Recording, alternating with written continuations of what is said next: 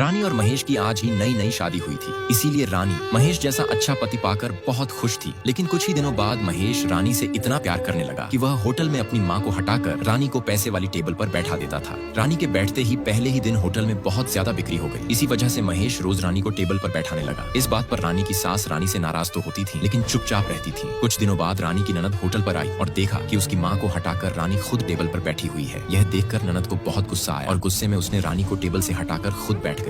धीरे धीरे ननद रानी को डांट कर ऑर्डर देने लगी और रानी भी उसकी बात मानकर काम करने लगी। इसी दौरान एक दिन रानी के माता पिता होटल पर आए और देखा कि रानी तो एक नौकरानी की तरह काम कर रही है। यह देखकर रानी के पिता भी चुपचाप रह गए। अब धीरे धीरे रानी की ननद रानी पर हुक्म चलाने लगी और उससे खाने की टेबल साफ करने को कहा। रानी गुस्से में पूरी टेबल साफ करने लगी। फिर धीरे धीरे रानी महेश के साथ पराठे वगैरह भी बनाने लगी और महेश से कहने लगी, मैं तुम्हारी रानी हूँ या बिना पैसों की नौकरानी। फिर रानी सारे बर्तन भी साफ करने लगी। तभी वहाँ महेश भी आया और रानी के साथ मिलकर बर्तन मांजने लगा। अब रानी रोज रोज होटल के बर्तन मांजती थी। इसी वजह से रानी की माँ उसे और मजबूत बनने की सलाह देती थी ताकि वह अपने ससुराल में अक्कड़ दिखा सके। इसीलिए आज रानी होटल पहुँचते ही सबके सामने महेश से कहती है, गलती मेरी थी जो मैंने तुमसे शादी की। सोचा था कि तुम मुझे रानी से महारानी बनाकर रखोगे, लेकिन तुमने तो मुझे होटल की नौकरानी बना दिया है। यह सुनकर महेश बस इतना कहता है, मैं कुछ नहीं कहूँगा, और चुप हो जाता है। अगले दिन महेश अपने दोस्त से कहता है, मेरी रानी को मैं कुछ कहूँ तो गुस्सा हो जाती है और कुछ न कहूँ तो भी गुस्सा हो जाती है। उसी तरह रानी भी अपनी सहेलियों से कहती है, महेश मुझे डांटता नहीं, बस चिल्लाता है। इसलिए मैं भी महेश को छोड़कर नहीं जाती, बल्कि पैसे की मेज पर बैठकर मैं ही ग्राहकों के लिए महेश से हर ऑर्डर बनवाती हूँ, जिससे महेश मेरे सामने आकर हाथ जोड़ता है। लेकिन रोज रोज की परेशानियों से तंग आकर रानी अक्सर अपने मायके चली जाती और फिर अगले दिन लौट आती। इसी तरह की स्थिति रोज चलती रही, जिससे महेश भी धीरे धीरे पागलपन की हालत में पहुंच गया। गुस्से और निराशा में एक दिन वह जमकर खाना खाता है और फिर आखिरी बार मरने की सोचकर सड़क पर जाकर लेट जाता है। लेकिन सड़क पर गाड़ी वाले उसे शराबी समझकर गाली देकर भगा देते हैं। अगले दिन महेश शांति पाने के लिए तपस्या शुरू कर देता है, लेकिन तभी उसकी माँ आकर उसकी तपस्या तोड़ देती है। यह देखकर महेश बहुत गुस्सा हो जाता है। इसके बाद रोज की तरह महेश और रानी फोन पर झगड़ना शुरू कर देते हैं और आखिर में गुस्से में महेश अपना फोन ही तोड़ देता। अब रानी और महेश रोज आपस में झगड़ते रहते थे। इसी वजह से महेश रोज रानी की अपने घर पर जमकर तारीफ करता था और उसे मनाने के लिए फिल्म दिखाने भी ले जाता था। लेकिन फिर भी महेश की माँ रोज महेश को रानी के बारे में उल्टा सीधा कहती रहती थी। इससे रानी गुस्से में अपनी ससुराल चली जाती थी। तब महेश भी रानी को मनाने के लिए उसके पीछे पीछे बस में उसकी ससुराल चला जाता था। वहाँ दोनों साथ में जमकर खाना खाते थे और रात होते ही अपना सारा गुस्सा भूलकर आपस में रोमांटिक हो जाते थे। महेश रानी को खुश रखने के लिए रोज उसके लिए नई नई साड़ियाँ और अच्छे परफ्यूम खरीद कर लाता था। कुछ ही दिनों बाद रानी माँ बनने वाली थी। इस खुशी में महेश ने रानी के लिए बहुत धूमधाम से लोगों को बुलाया और उसकी अच्छी तरह से खातिरदारी की। फिर कुछ दिनों बाद रानी की डिलीवरी हुई। उस समय महेश खुद रानी के पास रहा और बच्ची होने पर उसे सबको दिखाया। बेटी के जन्म की खुशी में महेश ने रानी की बहुत अच्छे से देखभाल की। धीरे धीरे महेश ने अपनी बेटी की खुशी में रानी से झगड़ा करना पूरी तरह छोड़ दिया। दोनों अपनी बेटी के साथ बहुत खुशी खुशी दिन बिताने लगे। लेकिन इसी बीच महेश की माँ फिर से महेश को रानी के बारे में उल्टा सीधा कहने लगी, क्योंकि सब जानते हैं कि घर में कुछ औरतों की वजह से अच्छे भले घर टूट जाते हैं और महेश के साथ भी वही हुआ। उसकी माँ की वजह से उनका खुशहाल परिवार फिर से उजड़ गया। नेक्स्ट, अब रानी और महेश के झगड़े की वजह से रानी महेश की खूब धुलाई कर देती है। तब महेश उसे रोकते हुए पूछता है, क्या हुआ? रानी कहती है, क्योंकि तुम्हारी माँ और तुम दोनों को मेरा यहाँ रहना पसंद नहीं है। महेश फिर कहता है, क्या हुआ है? ठीक ठीक बताओ। रानी कहती है, तुम्हारी माँ तो सिर्फ मुझे घर से निकालना चाहती है। यह कहते हुए रानी फिर से महेश को पीटने लगती है। महेश फिर पूछता है, क्या हुआ है? साफ साफ बताओ। रानी कहती है, तुम्हारी माँ तुम्हारे लिए दूसरी लड़की देख रही है और तुम धोखेबाज मेरे सामने झूठा नाटक कर रहे हो। तब महेश कहता है, मैं अपनी रानी को छोड़कर किसी और से कैसे शादी कर सकता हूँ? फिर महेश अपनी माँ के पास जाकर पूछता है। इस पर रानी गुस्से में तेल की टीन महेश पर फेंक देती है और कहती है, तेरी माँ तेरे लिए लड़की तय करके आई है। तभी महेश की माँ कहती है, हाँ हाँ, मैं अपनी दोस्त की बेटी से तेरी शादी पक्की करके आई हूँ, तो तेरी ये बीवी मेरा क्या बिगाड़ लेगी? तब महेश को पता चलता है कि ये सारा काम उसकी माँ ने किया है। गुस्से में महेश कहता है, किससे पूछकर किया ये सब? महेश की माँ जवाब देती है, मुझे किसी से पूछने की जरूरत नहीं है, क्योंकि जब से ये तेरी बेमेल रानी इस घर में आई है, तब से इस घर की खुशियाँ चली गई हैं। यह कहते हुए महेश की माँ नाटक करते हुए रोने लगती है और फिर महेश को पकड़कर ओवर एक्टिंग करती है। तब महेश फिर से रानी से कहता है, आई लव यू रानी, मेरी जान हो तुम। यह कहकर वह रानी को मनाने की कोशिश करता है, लेकिन रानी गुस्से में कहती है, तेरी तो पहले से ही उस लड़की पर नजर थी, तभी तो तू उसके साथ बड़े मजे से बातें कर रहा था।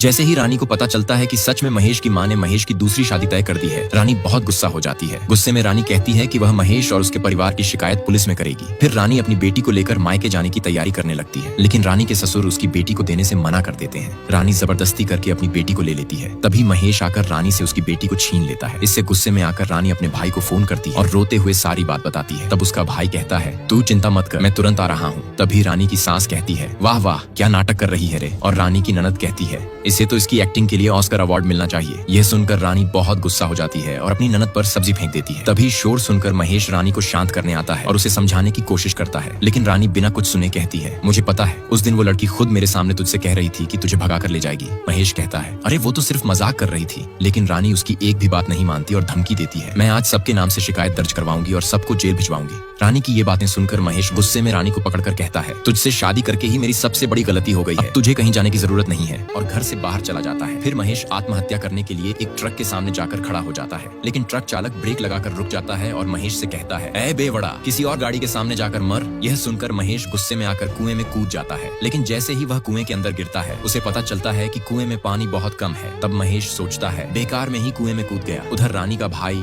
रानी को ले जाने के लिए बहुत सारे गुंडों को साथ लेकर रानी के घर आ पहुंचता है। आते ही वह सबसे पहले अपनी भांजी को उठा लेता है और फिर अपनी बहन रानी को ढूंढने लगता है। तभी महेश की बहन आकर रानी के भाई से बच्ची को वापस ले जाती है। यह देखकर रानी का भाई गुस्से में पहले महेश के पिताजी को थप्पड़ मार देता है। फिर उसके गुंडे एक एक करके महेश के पूरे परिवार की बुरी तरह पिटाई करते हैं। इधर कुएं में फंसा महेश जोर जोर से बचाओ बचाओ चिल्लाता रहता है, लेकिन उधर तब तक रानी का भाई पूरे घर में तोड़फोड़ मचा देता है और रानी व उसकी बेटी को लेकर वहां से चला जाता है। कुछ देर बाद एक बूढ़ा आदमी आकर महेश को कुएं से बाहर निकालता है। फिर रात को महेश पूरा भीगा भीगा घर लौटता है। वह देखता है कि उसकी दुकान पूरी तरह टूटी फूटी है। उसकी बहन और माँ रोते हुए कहती हैं, तेरी बीवी के भाई ने हमें बहुत बुरी तरह मारा और फिर रानी और तेरी बेटी को साथ ले गया। उधर ऑटो में बैठी रानी अपने भाई से कहती है, मैंने तुझसे सिर्फ मुझे ले जाने के लिए कहा था, तूने ये तोड़फोड़ क्यों की? तब उसका भाई गुस्से में कहता है, चुपचाप बैठ जा। नेक्स्ट पार्ट के लिए लाइक और कमेंट करें।